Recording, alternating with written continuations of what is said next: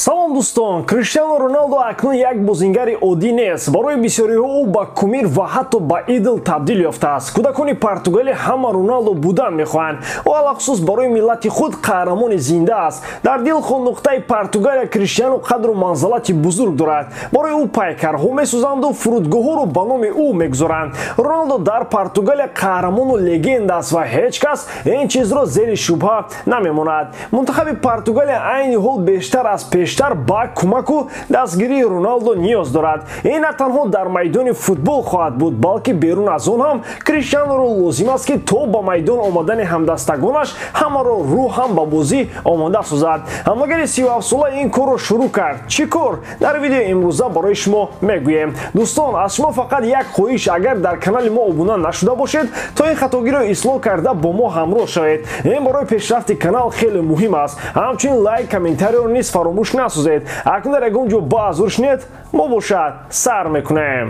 Дӯстон, моро бозиҳои мунтахабҳо барои баромадани ҷоми ҷаҳон 2022 интизор аст. Шветсия дар майдони худ Чехияро пешвоз мегирад. Зардкабудҳо дар ин ақобат фаворит ҳастанд, аммо ба хотир гиред ки дар тими меҳмонон Патрик Шик ҳунарнамоӣ мекунад ки дар ин мавсим бе гол майдонро тарк намекунад.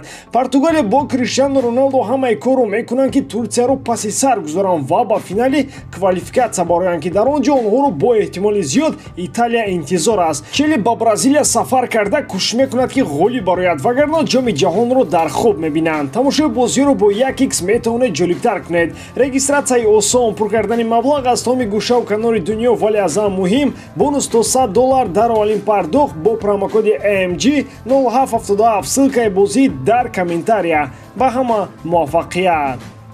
Реал Мадрид дар талоши қавӣ гардониндани хатти нимҳимоя аст. Сегонаи Модрич, Крос, Каземиро ҷавон намешаванд. Классико нишон дод ки Крос бозии солҳои пешашро дигар нишон дода наметавонад.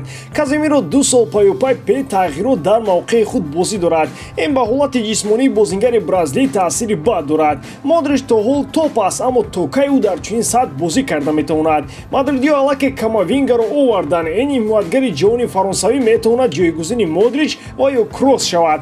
Акнун Реал дар ҷустуҷӯи бозингари дигари ин мавқеъ ҳастанд. Тибқи хабарҳо Перес аллаке як ҷавони дигареро пайдо кардааст ки метавонад оянда ба Бернабеу ояд. Гап сари бозингари 18-солаи Боруссия Дормунд Ҷуд Беллингем меравад. Ӯ дар ҳайати дормундиё 2 мавсим дар мавқеи худ беҳтарин аст. Ин трансферро Перес мехоҳад соли 2023 ба анҷом расонад. То он дам мадридиё ба бозиҳои футболбози англис таваҷҷӯҳ хоҳанд кард. Гуфта мешавад ки Боруссия ҳам ҳавасманд аст ки Беллингемро маҳз ба Реал фурӯшад, на ба дастаҳои дигар. Ӯ дар 37 бозии мавсими ҷорӣ дар ҳамаи мусобиқаҳо 6 гол ва 12 ассист дорад. Таъсири ӯ ба бозии дастаи Боруссия Дормунд бениҳоят бузург аст. Бахе аз мухлисони Реал ишора мекунанд ки бозингарони англис дар Мадрид мавқеи худро кам пайдо мекунанд. Аз тарафи дигар дар Реал Валверде аст ки ба пуррагӣ метавонад бозингари ҳайати асосӣ бошад. Ӯ ҳеҷ каме аз ҷавонони дигари хатти нимҳимоя надорад. Чоро дар будани чунин Валверде бо маҳорат ки метавонад ҳаҷми хеле зиёди корро дар маркази майдон иҷро кунад, боз Ҷуд Беллингемро биёрад. Гап шояд сари он равад ки Перес галактикоси навро ҷамъ карда истодааст ва беҳтарин ҷавононро дар ҳар мавқеъ ба Реал овардани аст. Дар дастаҳои дигар вақте ки ҳимоятгари 35-соларо ҷавоб медиҳанд, ба ҷояш дифогари ҷавонро ба ҳайат ҷалб мекунанд. Дар ПСЖ Тиаго Силваи 35-соларо ҷавоб доданду баъд аз як мавсим ҳимоятгари 35-соларо хариданд ки бар замми синну сол боз осеб дошт. Куҷост мантиқ? Шумо аллакай пай бурдед ки ман дар бораи Серхио Рамос ҳарф зада истодам. Новобаста аз бепул омаданаш ба ПСЖ Рамос маблағи калон кор мекунад. Ҳама ин аз ҷайби шайхон рафта истодааст. 30 марти соли ҷорӣ Рамос ба синни 36 мерасад. Дар Париж истифода кардани ақлу зақоват дар сиёсати трансферӣ акнун бояд бештар шавад. Пеш аз ҳама парижиё аз Серхио халосӣ меҷӯянд. ПСЖ тамоми талош ва кӯшишро барои фурӯхтани Рамос хоҳанд кард. Албатта ҷайби Рамос аз ПСЖ ҷудо шуданӣ нест, чун ҳар ҳафта маблағи калон ба он ворид мешавад. Нақшаи ПСЖ он аст ки Рамосро ҷавоб дода ба ҷои ӯ дифогари ҷавон ва боэътимодро бихарад. Яке аз вариантҳои ҳимоятгари 22-солаи дастаи Айнтрахт Эвано Индика ба ҳисоб меравад. Рамос дар мавсими ҷорӣ дар 5 бозӣ иштирок карда ба задани 1 гол даст ёфт. Дар ин трансфер гуноҳи дифогари испанӣ кам ба назар мерасад. Парижиё хуб медонистанд ки Рамоси шикастаро мехаранд. Шояд онҳо нақша доштанд ки таъмири ӯ дар Париж хуб мегузарад, вале тавре мушоҳида кардем аз моҳи август то инҷониб Рамос дар таъмир қарор дорад. чунон менамояд ки осебҳои ӯ бештар мешаванду кам не. худи Серхио ният дорад ки дар ПСЖ истад, чун то ҳол интизориҳоро бароварда накардааст. давоми чанд бозии охир Усмон Дембеле яке аз беҳтаринҳо дар ҳайати Барселона мебошад. дар Эл Класико яке аз фаъолтаринҳо дар майдон маҳз бозингари фаронсавӣ ба ҳисоб мерафт. асистҳои ӯ дар бозиҳои охир як кори оддӣ шудааст. новобаста аз ин ояндаи Дембеле дар сафи каталониҳо норӯшан боқӣ мемонад. гуфташунидҳо атрофи шартномаи нави Дембеле қатъ гаштанд ва аз сар гирифта нашуданд. гуфта мешавад ки футболбоз дар Барселона айни ҳол хеле хушбахт аст ва аз нақши худ дар ҳайати каталониҳо розӣ аст ва аммо агенти ӯ барои монданаш дар Барса ягон амалу ҳаракатҳоро иҷро накарда истодааст. Барселона ҳам ба тарафи футболбоз муроҷиат нахоҳад кард.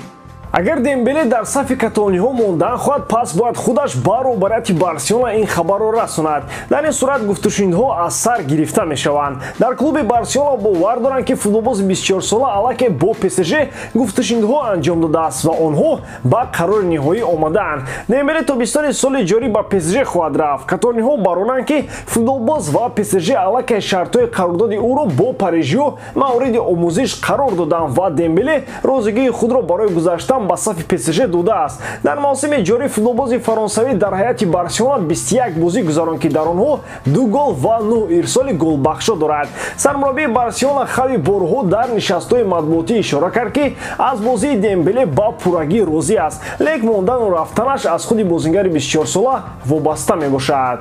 қадами якуми Роналду муроҷиат ба кулли мардуми кишвар ва алахсус ба футболбозон дар инстаграмаш буд. Роналду чунин навишт: тамоми ҳушу гӯш ба чемпионати ҷаҳон 2022. чун ҳар вақта бисёр хушҳол ҳастам ки шарафи Португалияро ҳимоя мекунам. мо медонем ки ба мақсад расидан кори осон нахоҳад буд. мо бо як ҳурмат ва эҳтироми хоса ба рақибоне ки дар сари роҳи мо қарор доранд назар мекунем. онҳо ҳам мисли мо ҳадафи рафтан ба ҷоми ҷаҳонро доранд ва мо новобаста ба ин мо ҷаҳду талош хоҳем кард ки Португалия ҷои қонунии худро бигирад, навишт Роналдо.